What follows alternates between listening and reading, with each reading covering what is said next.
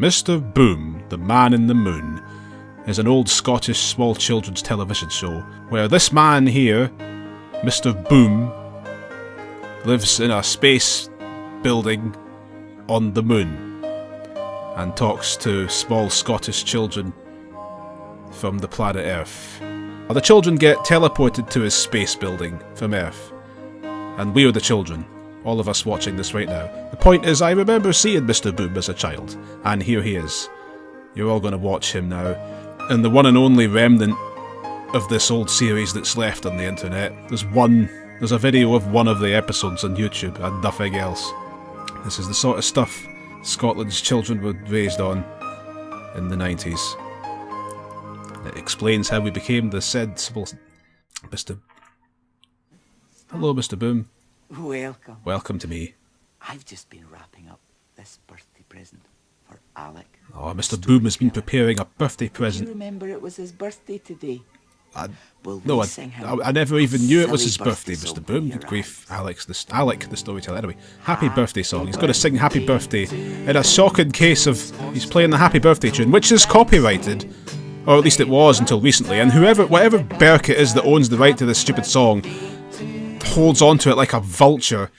Anybody that wants to use it in anything, anybody that uses this ridiculously simple, stupid song in a movie or something has to pay billions of dollars in compensation or something ludicrous. I don't know why on earth the owner gets the right to do that, especially considering the song was written originally by nuns as a hymn for children like 100 years ago.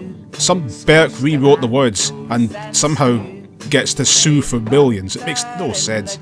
If you've heard of the cult Tommy Wiseau movie, The Room, it cost him something like $10 million to make that movie. Half the budget was for his insanely expensive cameras, and according to something I read, the other half of the budget was for the right to sing the actual happy birthday song somewhere in the middle of the film.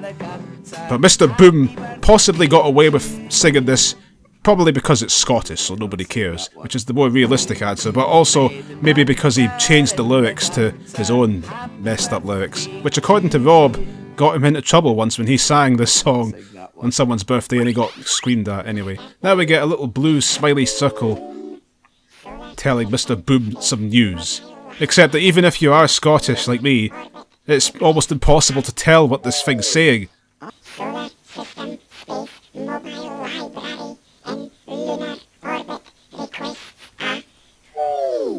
Somebody's arrived in orbit and he wants a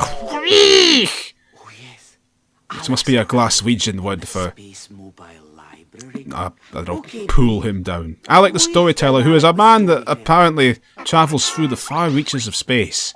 It is in that thing there to read stories to people. One of whom is Mr. Boom. So he's travelled all the way to the moon just to meet Mr. Boom and greet his lampshade-wearing, green-suited, one-man band self. There's Alec, he's arrived. Here he is in his spacesuit.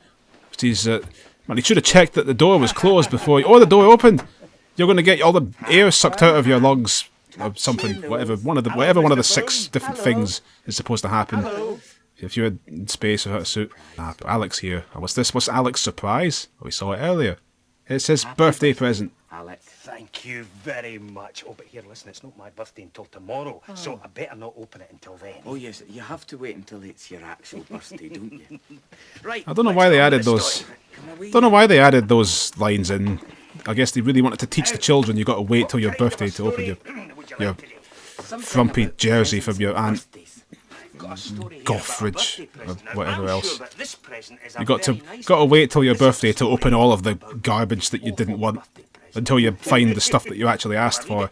Alec the storyteller, a 55-year-old man or so, travels around in space to read out small children's books to people in space. Wonder who else he visits in space. Maybe some aliens? Maybe there's other men in the moon.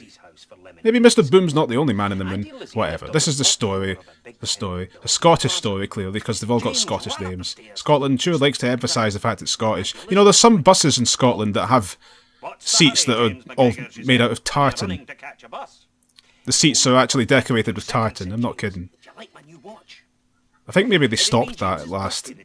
I don't know. Grandpa Briggs had Whatever. Jamie McGregor, whatever his name was. He's wearing a tie! Who on earth? No child wears a tie. Maybe in private schools. Well, speaking of embarrassing, speaking of birthday presents you don't want, his Auntie Lizzie, Jamie's Auntie Lizzie keeps making him presents at birthday time that he doesn't like, and this year it's a horrible frumpy jumper, just like I was saying. Yeah, put the thing on, Jamie, come on. It was a jumper. Try it on then, said Auntie Lizzie. James slipped but the art's really, really... The arms were too long. The art is as frizzy as the jumper. And this. Job of that, I must say, she said. Don't you look smart? It's funny, really, when I was a child, when I saw Mr. Boom, I didn't realise it was Scottish. Like, I mean, I guess I must have, but I forgot that it was Scottish over the years, but it very clearly is. He's going to live with his daughter, and I said I'd look after his parrot. She won't have it in the house. You won't need your blazer. You've got that nice new jumper to keep you warm. What was that blazer? When James turned the corner, he took the jumper off. I thought I saw a skull on it. Like a black blazer with a skull. But that's no way, that's what it was. Mr. Brody's shop. It smelled old and I was, well, this is a stupid story. James has got his jumper he didn't like, so he converted it into a scarf. Which is a nice, that's an innovative problem-solving skills there, Jamie. That'll serve you well. What's your name? When you... James McGregor, said James. Whatever, parrot. James McGregor. What was I going to say? I was mentioning Glasgow earlier. I was saying how that blue circle thing or whatever it was Glaswegian. He's called And he put, because Glaswegian is a name of a person that comes from Glasgow, which is a city in Scotland that all Scottish television comes from, basically. If you want to be a Scottish television person and you don't live in Glasgow, you're stuffed, pretty much. Cheeky monkey, they're saying. That's a Scottish expression. You cheeky monkey. Oh, meow. When they passed the park, Rabbie flew up into a tree. James called, Rabbie, come down. Rabbie the bird. Has everybody got to have such a blatantly Scottish name in this? Every Scottish thing is just so proud of being Scottish. It's always emphasised. Anyway, Rabbie the bird has, for some reason or other, I've forgotten, Rabbie the bird has joined Jamie on his quest to go home. And the bird's messing him up. The bird's grabbed a thread of his scarf and the scarf's unwinding. The scarf, which is actually a frumpy jumper that Jamie doesn't want. The parrot went up the tree, and now Jamie got the help of Fireman Sam to get him up there to get the bird. And he did it. Oh, the cats are messing up with the cats just wrecked what remained of the jumper. There's the jumper's remnants there. I hope you're not too disappointed, James. Why are you cross at him? It was your gift. You know, I hate it when people get angry. You know, there's one thing I can't stand. It's when people get angry when you, like, mess up a present that they gave you, or you've thrown it away, or something. Like, they come back a few weeks later and they notice it's gone. Like, you get stuffed. You gave it to me. It was a gift for me. You don't have the right to be upset that it's what I did with it. That's what gifts are all about. Jamie owned that thing the second that you gave it to him as a present. It was completely... like, any connection to you was severed at that point. I won't tolerate such things in Mr. Boom. I liked the bit when the cats got all tangled up in the wool. Mr. Boom liked the cats ruining the present. It certainly did, but like... Well, I must be on my way. You must be on your way. You got all these other people to urgently need a story told to them. His round finished. Thanks very much again for the present. You wouldn't have thought a birthday meant much in space. Bye-bye. Bye-bye. Like, the years we use all revolve around how the Earth rotates around the Sun. There's no such thing as days in space. There's just a bunch of blackness. But there he goes. Bye-bye, Alec the storyteller, heading off into the far-flung, distant, badly drawn stars in his equally badly drawn space blob. I wonder if he'll have a birthday party tomorrow with a cake and candles. Oh, that excites Mr. Boom. Let's take a wee look at the planet Earth through my telescope and see if anyone's having a birthday party today. I know, this is the section where Mr. Boom takes his telescope, the part of the show where Mr. Boom uses his giant space telescope to spy in on some small children.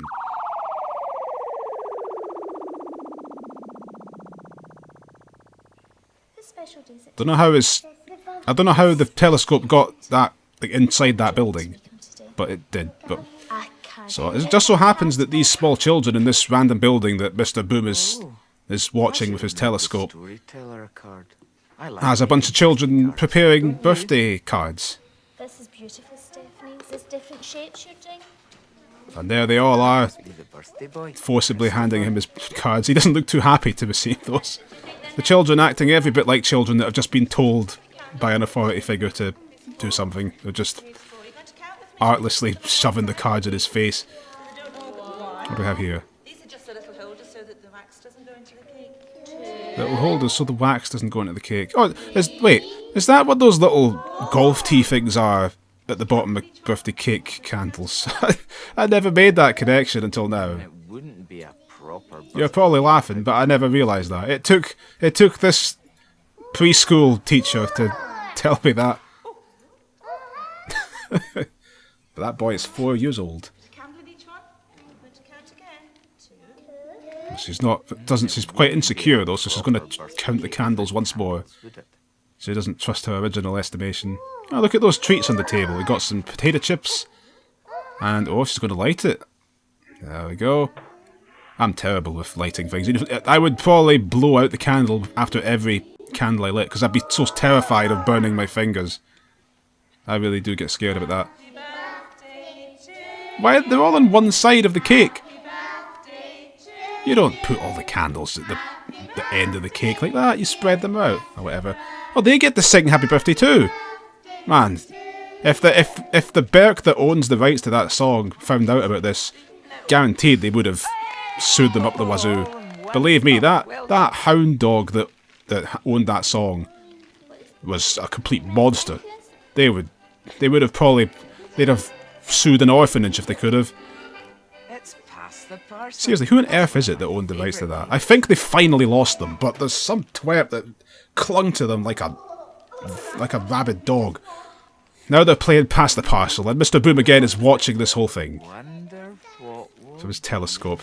That girl reminds me of somebody I used to know. Oh, it's another parcel. But anyway, that's enough of that. So she plays Pass the Parcel, the parcel's getting passed. I don't know if you've got Pass the Parcel outside of Scotland, but it's a game where music plays. Of course, it's extremely Scottish-sounding music because it's a Scottish show. And the children have to pass this parcel around one by one to the person beside them until the adult stops the music, and then whoever's holding the parcel at that moment gets to open it. But the catch is that there's like 6 different parcels wrapped inside each other. And it's only the very final parcel that actually has the thing in it, and it was chocolate buttons. It's worth 30 pence. It's nothing, but the children don't care. She won the game. You realise as an adult, it's a very prone to abuse, the rules of this game. The parent can just stop the music whenever they want to get whoever it is they want to win to win. That looked like good fun, didn't it? That looked like great fun, Mr. Boom. By the way, if you've got any problems with Mr. Boom spying on small children with his space telescope, then that really says a lot more about modern society than it does about Mr. Boom himself. Are you ready? It was okay back then. It was the 90s. Mr. Boom's not finished. He wants to sing one more song for us. And it's one-man band. He's got a guitar, a massive drum with a moon on it. And is there anything else? Oh yeah, he's got a mouth organ on his mouth. He's not using that right now though, but he's got it. He really is a one-man band. The guitar went a bit off-tune there. This is the Pass the Parcel song. Does this exist outside Scotland? Oh, it's just another parcel. No, rats. Pass the parcel, quick, quick, quick. I remember Pass the Parcel. I remember Pass the Parcel. I don't remember anything interesting about it to say, but I remember it. It's exciting playing Pass the Parcel, isn't it? No.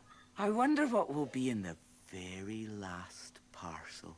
the next time you play pass the parcel at a party.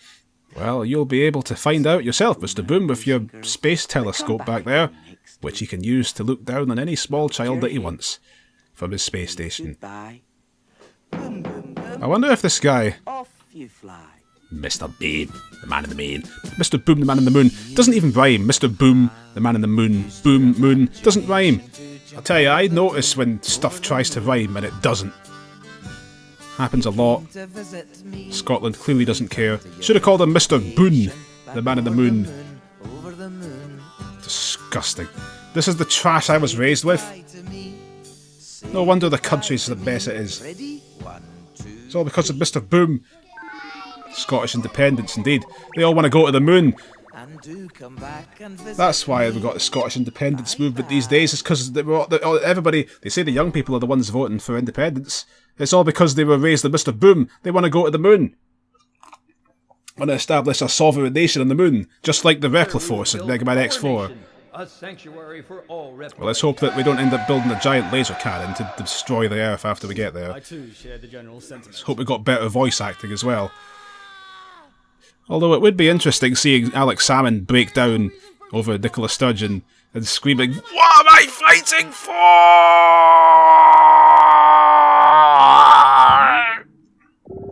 But I doubt that's going to happen. I doubt any of that's going to happen. Maybe when we get to the 7th referendum for independence and it ends up getting voted yes, it'll probably be as many referendums as it takes for that to happen. We'll see if that happens then. But that's probably more than enough politics talk. Mr. Boom is an actual person. He's still around, this guy. He's not making a TV show anymore, but the other piece of evidence of this man is, if you search YouTube for Mr. Boom, you'll also find a video from a couple of years ago advertising about Mr. Boom himself parading around Princess Street, which is an important street in Edinburgh, which is a city in Scotland. Mr. Boom was walking around the place playing his one-man band stuff, and the video only had like 400 views or something pathetic. It was a complete insult to Mr. Boom, but at least he's still around and doing things, so that's nice. It's something. And I've been very busy preparing for it. What's with all those little spots and all those specks in the background? Oh, crumbs. Do you like my difference? Could they have made him look more creepy? Goodness sake. That's Mr. Boom, the man in the moon. Mr. Beam, the man in the moon. I like Mr. Boom's soft-spoken voice. Quite seriously. That makes me feel... I've actually watched this video several times, I won't lie. Quite a lot, in fact, just to listen to his soothing voice. It's quite nice. But that was it. That's all there is for Mr. Boom. Until someone else puts another episode up on the internet. I was looking up Mr. Boom on the internet, and it's certainly they made a lot of this. There's like 50 episodes of this show from the early 90s. There's no shortage of them. But there's no... I was looking to see if maybe I could buy a DVD of them or something, but no, there's nothing like that anywhere. Although there are music tapes that they seem to still be selling. There's audio... Well, I'm saying tapes, but I mean like DVDs. Well, not even that. Just I guess digital downloads or something. You can get Mr. Boom's music still. You can buy that. So he still has a presence. But this old TV series has disappeared off the face of Scotland for some reason, because nobody cares. I suspect this is some kind of... I don't know who put up this Mr. Boom video on YouTube.